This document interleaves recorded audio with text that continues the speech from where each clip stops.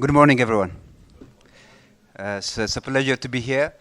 I had few slides. I don't know if no. I send it to the organizers, but okay, I'll try my best. Okay, so thanks so much. It's a pleasure to be here in Tel Aviv. It's my first visit to Israel, and it's deeply moving to be in Israel and to be with you. My presentation is essentially about making Israel, at least in my view, a 1 billion population economy. And I'll try to explain that in a little bit.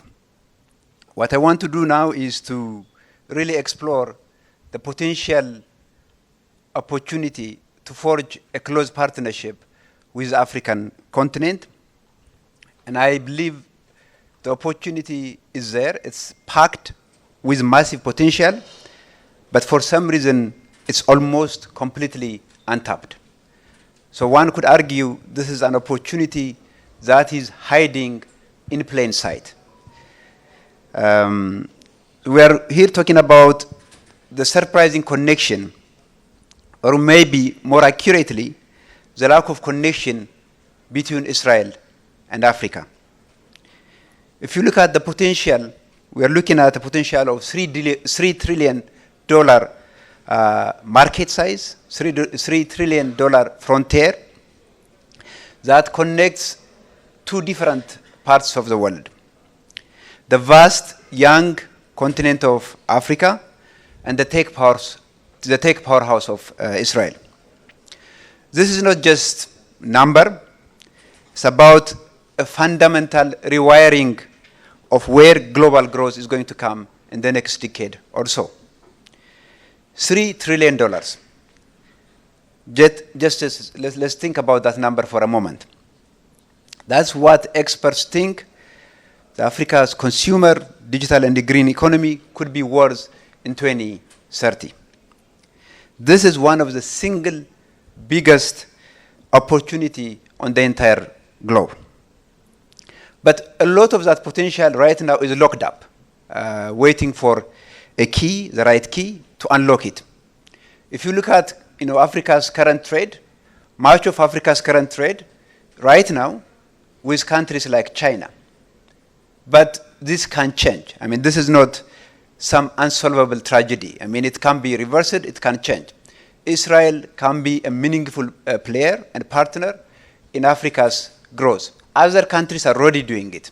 And a good example would be UAE, a country that is the size of Israel, making a meaningful inroad in the African continent.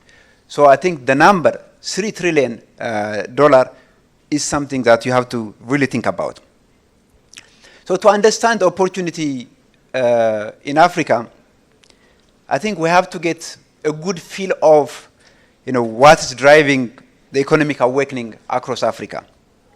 It's very unfortunate. I had a very nice graph that I wanted to show, but it is what it is. But I think, first of all, it's important to look at the sheer human scale in the African continent. We are talking about 1.4 billion people, but the stat that really blows your mind is the median age. The median age in Africa is just 19 years old. Think about that, 19 years old. This is not just a number. It's a demographic tidal wave of young, digitally savvy people ready to build and consume across Africa. The projections are pretty much clear. If you look at this interesting graph, and if you look at the population demographic transition across the world, by mid-century, by 2050, all over the world, the working population is declining, except Africa. The only continent where the working population is projected to grow by 2050, which is by mid of this century, is Africa. In 2050, 1 in every 4 human beings will be an African. Just think about that. 1 in every 4 human beings by 2050 will be African. So this is not just population issue is actually where the growth is, where the market demand is, where the market is. And if you look at much of the developed world, and if you look at the demographic transition, there is significant collapse of population. Lower birth rate results in a smaller working age population, which in turn affects economic activity, except Africa. So there is a fundamental structure driver that would put Africa in a good position as a principal growth driver in the next 2 decades. Second thing I would say is, if you look at the economic growth in Africa, again, there was a recent report by IMF. There is a significant growth happening in the African continent. On average, the growth in the continent was about 4%, but this hides an exceptional performance by a number of countries. In countries like Cote d'Ivoire, Uganda, Ethiopia, and Rwanda, growth is actually above 6%. These 4 economies are not the fastest growing economy in the African continent, but they are also the fastest growing economy in the world. So this is not just a demographic transition, but it's also supported by rapid and sustained economic growth in many African countries. Now, another thing that I want to talk about is it's not just economic growth, but what's happening over the course of the last 1 year, 1.5 years, is a number of economies in the African economy have made a significant structural reform, economic reform, particularly the biggest economies in the African continent. By that, I'm referring to Nigeria, Egypt, and Ethiopia. These 3 countries have undertaken one of the most extensive economic reform programs over the course of the past 1.5 years. They've reformed the exchange rate regime, they've modernized the monetary policy, they've attracted significantly their investment regime, and their economy finally has stabilized over the course of the past 1 year. Nigeria, if you look at the Nigerian economy right now, it has stabilized significantly. In Nigeria, one of the most difficult problems was access to foreign currency. That has been decisively addressed. The same thing with Egypt.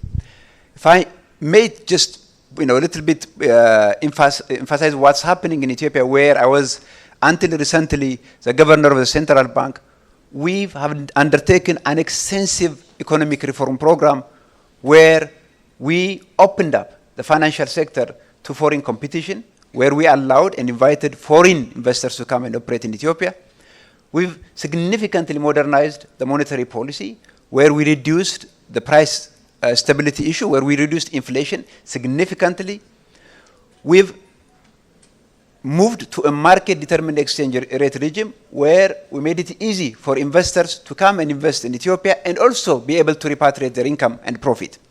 So I would say, over the course of the past 1.5 years, the 3 important economies in the African continent, Egypt, Nigeria, and Ethiopia, have undertaken extensive economic reform program, all with the objective of making it easy for the private sector to thrive, for investment to thrive in this continent.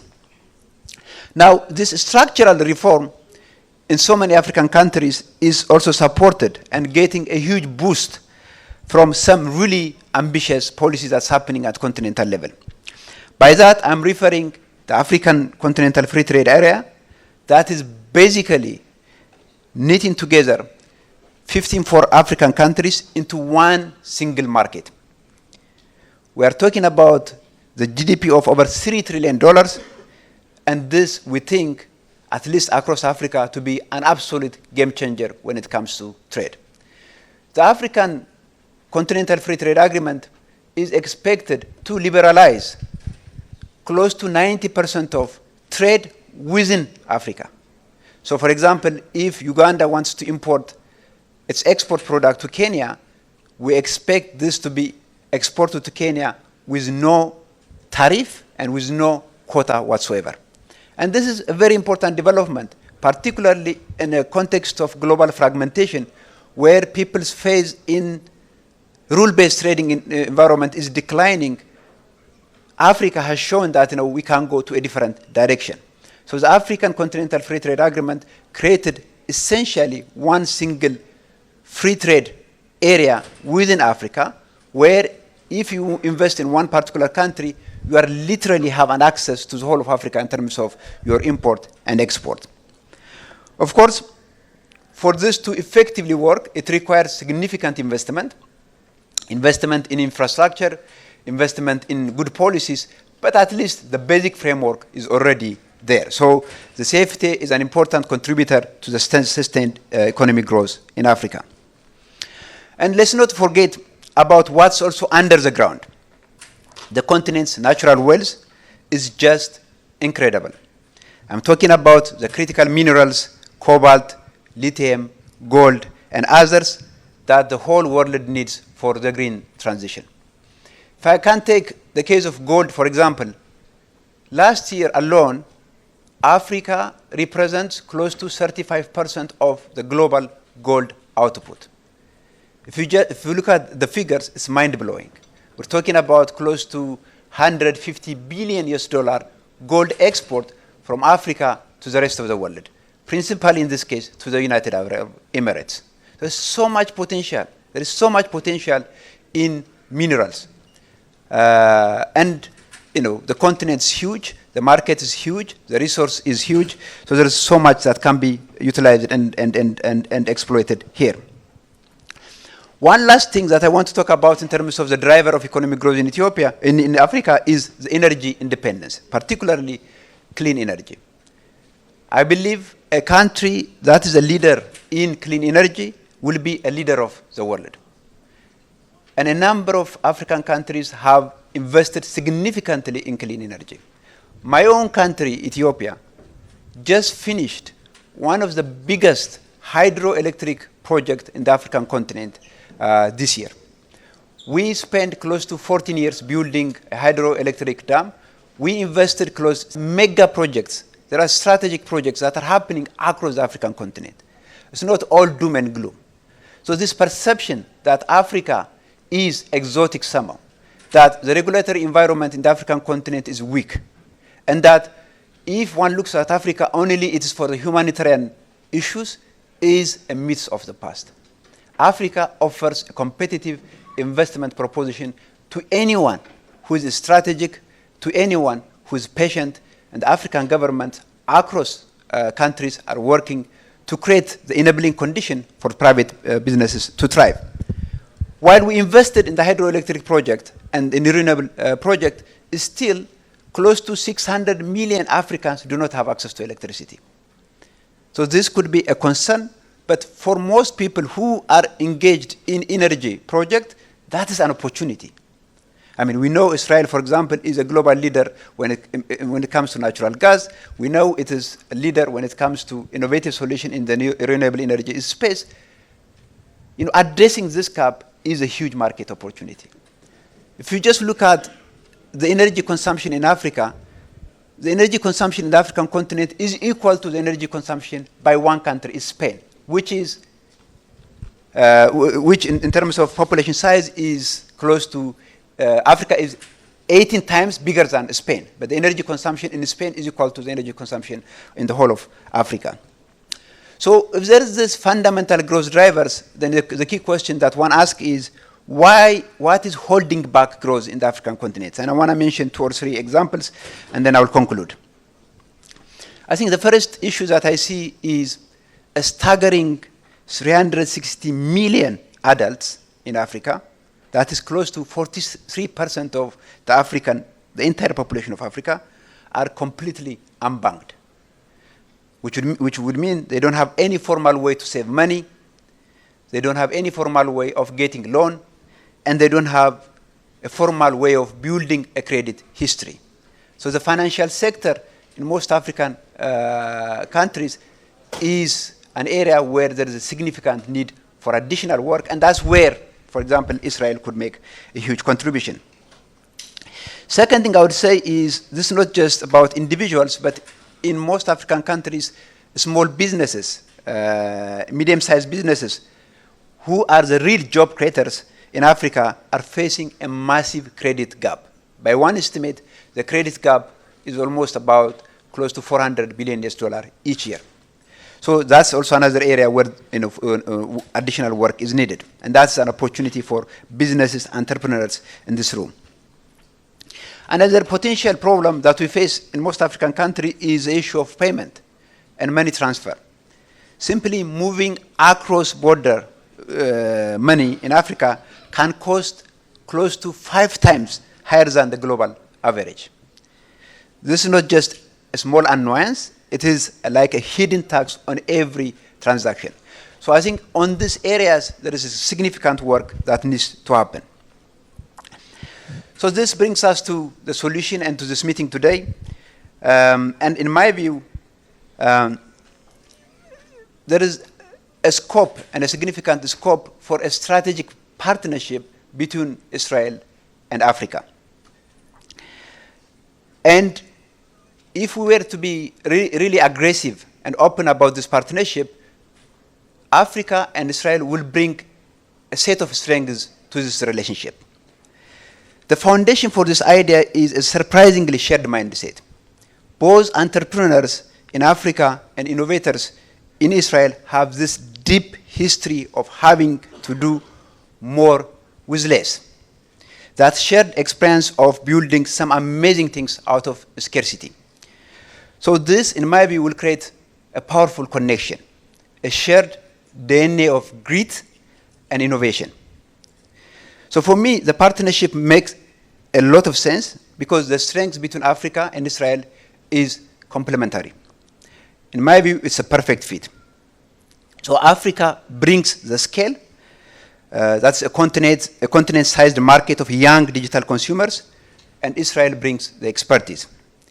You have decades of experience, the best fintech and data-driven lending tools, for example. So matching innovation with skill is the promise of this partnership. So it's not just in technology, it's not just in finance, but if you go to a number of African countries, there are strategic projects that make sense to big investors in Israel. The Lobito corridor is, people in Israel know a lot about that, but not just that. If you go to West Africa, there are big logistics projects connecting different African countries. In my own country, in Ethiopia, we are in the process of building one of the biggest airports in the African continent. And it's a $10 billion project. So it's not a small project. We have fertilizer projects in different African countries. We have logistics projects. We have port projects. So it's not just small businesses. It's not just fintech. It's not just technology. There are really important transformative projects that are happening across Africa where Israel's capital, Israel's expertise could add value. The World Bank and the African Development Bank recently initiated a project, a continental level project called Mission 300, and the plan is to get electricity to 300 million people across Africa. So there's a possibility and opportunity to plug into this kind of strategic projects going forward. So let me conclude by saying this. It is, in my view, a fusion of Israel's innovation DNA with Africa's massive scale that creates a condition for this partnership to work. But in my view, for this to happen, we will need to approach this relationship strategically, purposefully, and with patient determination. Because this is not just about quick flips or short-term speculation. This is about a long-term vision. It's about a sustained strategic investment from people who understand the real scale of this opportunity and are committed to seeing it through to unlock mutual economic transformation that could be unlike anything we have ever seen before. Which really leaves us with one big final question that we need to think about today, which is, if you combine all the assets together, the demographics, the resources, the tech, the strategy, are we really in real time watching the birth of the world's next economic growth? Are we making Israel a $1 billion economy? I thank you very much.